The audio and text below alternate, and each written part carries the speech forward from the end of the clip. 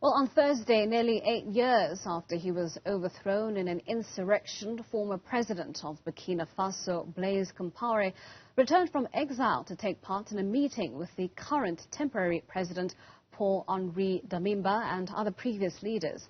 And despite being sentenced to life in prison for his involvement in the death of his predecessor Thomas Sankara in April. On the same day that Thomas Sankara was assassinated by hit squad, Compaore had seized the power in a coup. Joining us now to unpack these developments is Dr. Sikwane, who is with the Department of Public Law at the University of Johannesburg. Dr. Ncube, thank you so much for your time and thank you for joining us this morning. I want to start here. Former President Blaise Compaore returns for this reconciliation summit, but how much of it is really just a guise? And what's really happening there is in fact a whitewashing of what some of the former presidents have done in that particular country. Good morning, and good morning to the viewers as well. I'm sorry I didn't get the last bit of your question. May you repeat that, please? Well, I was saying, Dr. Ncube, I mean, we know that the former president is returning to Burkina Faso after years in exile for a reconciliation summit that is supposed to be discussing this recent Islamist insurgency in the region. But how much of the summit is really an attempt at whitewashing some of the deeds committed by these former heads of state? Right.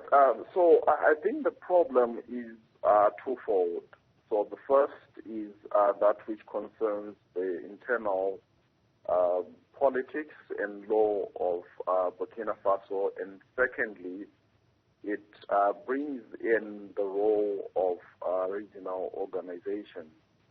So the violence that Burkina Faso has experienced since 2015 is one, of course, that has been a thorn in the flesh for the military junta. And what we have right now is perhaps an expression of desperation on the part of Damiba, because more than 2,000 people have been killed since 2015 and more than 2 million displaced. So whatever this summit is intended to achieve, it may in the main address the issue of violence if they do put their heads together and come up with a solution. But it also damages his standing in the country because, as you mentioned, Compaore was tried and convicted and sentenced, albeit in absentia, for the murder of Thomas Sankara in 1987. You know, Dr. Ncube, the scenes of the former president returning to Burkina Faso sort of resemble the scenes that we saw when ousted Sudanese President Omar al-Bashir arrived in South Africa for the AU summit some several years ago. He arrived, of course, a wanted man, and there was a lot of talk around South Africa having to fulfill its duty to send the president at the time to account for his crimes against humanity. Are we going to see similar scenes at this particular summit, where we have an ousted president who has been convicted of certain crimes, yet he's entering a country where he's not likely to face up to the crimes that he's been convicted for? Yes, I think we can draw parallels. The difference being that in al-Bashir's case, we were concerned more with South Africa's involvement as a party to the ICC.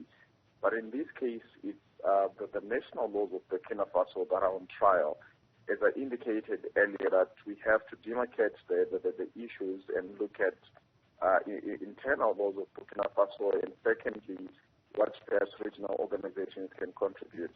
Now, coming back to the issue of a wanted former president coming into a jurisdiction where they must be prosecuted or imprisoned, I think that the military junta, particularly Damiba in this case, has got an own goal, because there is an outcry in Burkina Faso because, for starters, Sankara's family, through his wife, has repeatedly insisted that although his legacy has been restored to an extent, there is need for the court finding and sentence to be implemented.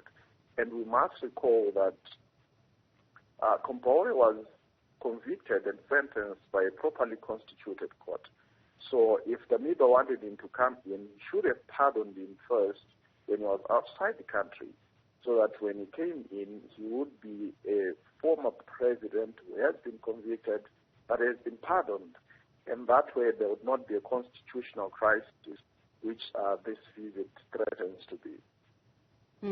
I mean, talking about the sequence of events, particularly around the pardoning of former President Compaore, it lends to the narrative that is a long-standing narrative around African heads of state, African leaders, really finding it difficult to hold their counterparts accountable for crimes committed and that they've been found guilty of.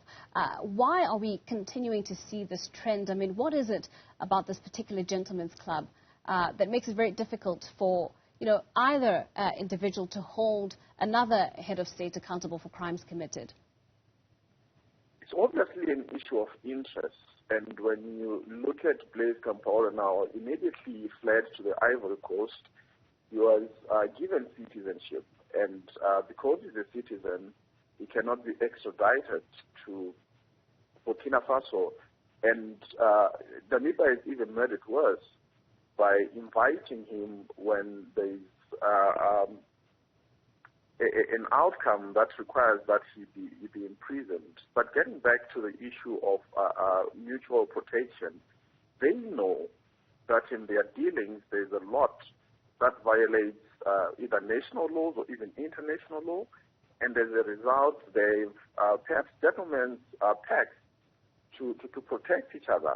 And this is not an issue that is only limited to West Africa. We see it all over the continent. And I must also just remind our viewers that the AU has proposed an amendment to the way that the African court is constituted by adding a criminal section.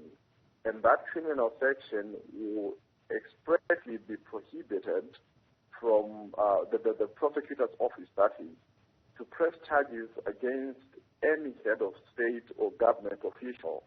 So you can clearly see that even where accountability is contemplated, it is accountability that is limited to everybody else and anyone else but the leaders themselves. And I must add that the whole situation, what we see in Burkina Faso now, cast the spotlight back to the peace versus justice debate, and whether or not we must focus on prosecutions and justice, or simply focus on peace for a country that is emerging from conflict to move forward.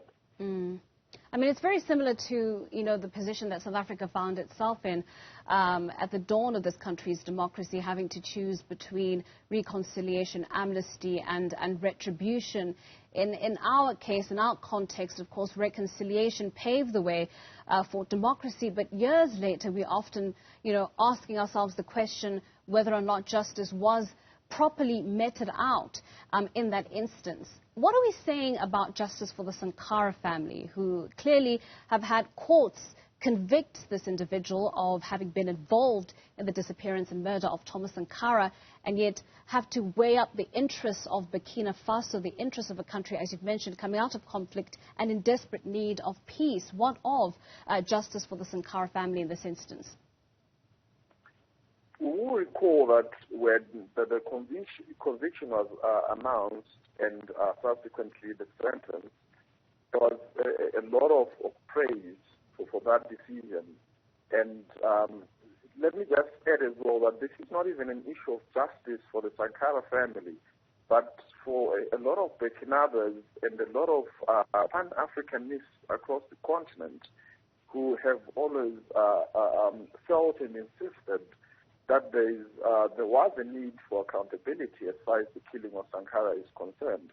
And what we see right now is a situation that is going to further divide the country, further polarize the two camps.